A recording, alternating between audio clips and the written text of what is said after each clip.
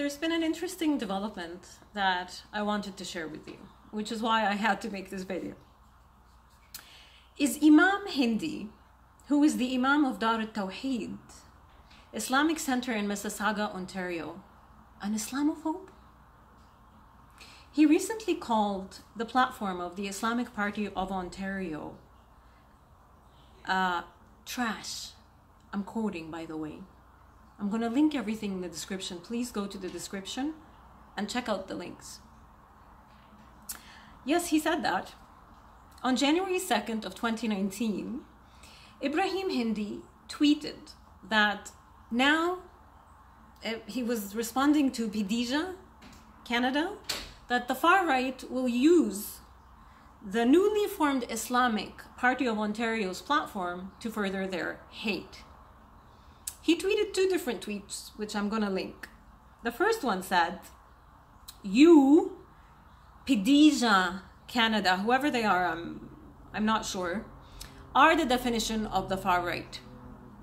Then he went on to say, "So secularism must be defended against the Islamic theocracy, but not Christian theocracy?" he asked.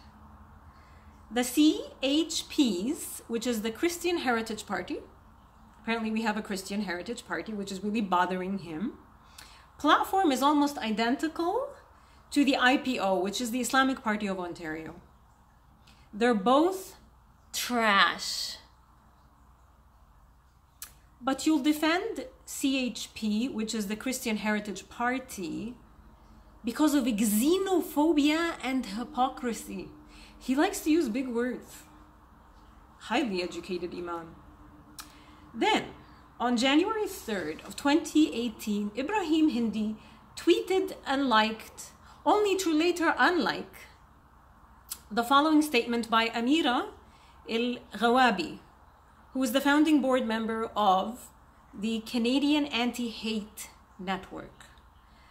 This is another one of those fraudulent fake activist groups that like to take victim money. That's actually their business model. Victimhood, victimhood, victimhood. They turn it into dollar signs, dollars. Anyhow, she said the following. I'm going to link that tweet as well in the description for you to look at. "The Islamic Party of Ontario is already causing a lot of unnecessary grief. One guy's stupid idea gives haters," apparently we're haters, "more excuses to rally people against us. Nobody needs this nonsense." So he liked and retweeted this tweet, but then he's like, "I don't like this tweet," but he kept the retweet, he just unliked it. Not sure what part of it he didn't like. So the reason I'm bringing this to your attention is for two things, okay? The first thing is for those who don't know much about Islam. There's two things happening here. The first thing that's happening is a conflict is going on before your eyes. And this conflict is actually evidence that there is no such thing as true or real Islam. And this is an argument that is frequently used by Islamic apologists to defend Islamic horrors and Islamic abuse. The claim usually goes something along the lines of, "Oh my God, this is horrible, this is so awful, but this isn't true Islam." That's usually, I'm sure you've heard this argument. It's constantly being used. Of course, people like to pick and choose their religion, right? Like we choose to focus on the parts of any religion that we practice that is more we're comfortable with, and we keep the things we're not comfortable with out. Okay? And that's fine. There are good people who are actually trying to help us, like Imam Tawheed. I don't know if you guys have come across him on Twitter. Another good one is Majid Nawaz, also Rahil Raza.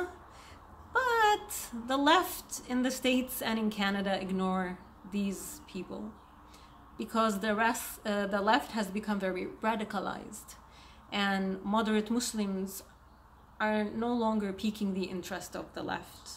The radical left now goes for radical Islam. That's what they like. Yeah. So you know why the the left likes to ignore people like Imam Tawheed and Majid Nawaz. They ignore them because there's only one Islam, and they know this. And I lived under this Islam. Another lie Islamic apologists like to frequently sort of use or announce is that the Quran does say to stone the adulterers and to chop off the limbs of people who steal money and all the lovely punishments, the flogging.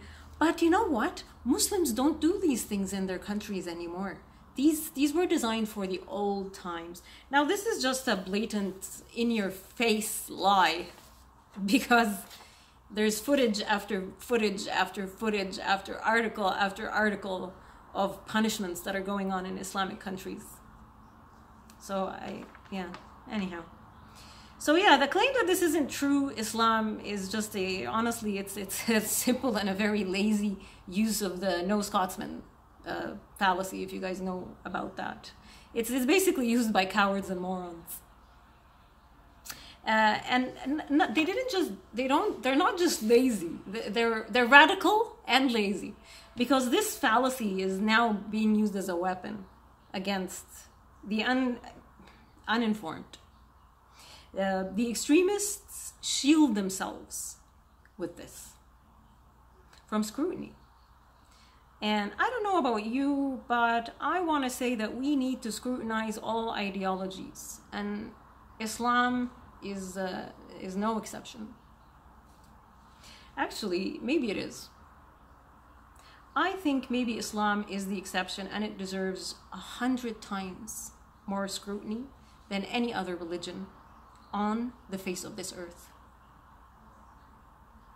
Given the amount of chaos that it has already caused in Western countries, and what it has done across the Middle East, most of the Middle East is in rubble because of this ideology. They're either occupied by ISIS, or they're in war, or living in dictatorships. Now, having said all this, I would like to clarify that there is indeed only one Islam, and you're going to find it in the Quran. The second thing I'd like to point out here, from what you're going to see from the links that I'm going to link, is you notice how quickly Imam Hindy was ready to attack another group of Muslims who are they're just entering the political arena, really. I mean, but he really was fairly angry, and he's bashing them and saying strong words like trash. That's a very derogatory term. I mean, perhaps this is their version of the true Islam. Is he saying that a literal interpretation of Islam is trash? Is that what Ibrahim is saying? I don't think this will make him popular the next time he goes out with his fellow imams for drinks. Anyhow, also, this is how Muslims, is this how they should behave towards each other? This is your fellow brethren that we're talking about here. Is this how Muslims speak to each other? I mean, is he kind of being Islamophobic? Are we witnessing anti-Muslim bigotry? Or are Muslims immune from these words and their consequences? Do they only apply to non-Muslims? But if Muslims begin to fight with each other, it's not Islamophobic, not anti-Muslim bigotry? What is it then? What is it called? I want to let you in on something, is that Muslim groups are constantly fighting with each other. They're not just constantly fighting with each other, they're actually constantly trying to eradicate each other. Because where everyone believes that their version of Islam is the true Islam, is the true form of Islam, and they want, Islam is a supremacist ideology, this Islam has to make this Islam disappear in order for this Islam to dominate. And there's another Islam here, another group of Muslims that want to eradicate these guys. So it's really just non-stop eradication and genocide. Maybe Imam Hindi is finally embracing the Western culture. Maybe that's it. I didn't think of that. And you know, becoming a secularist? Is he stepping outside of the closet as a secularist? Maybe Imam Hindi is on the path to becoming an apostate. This must be it. I bet his father is not very pleased with him. Do you know about his father?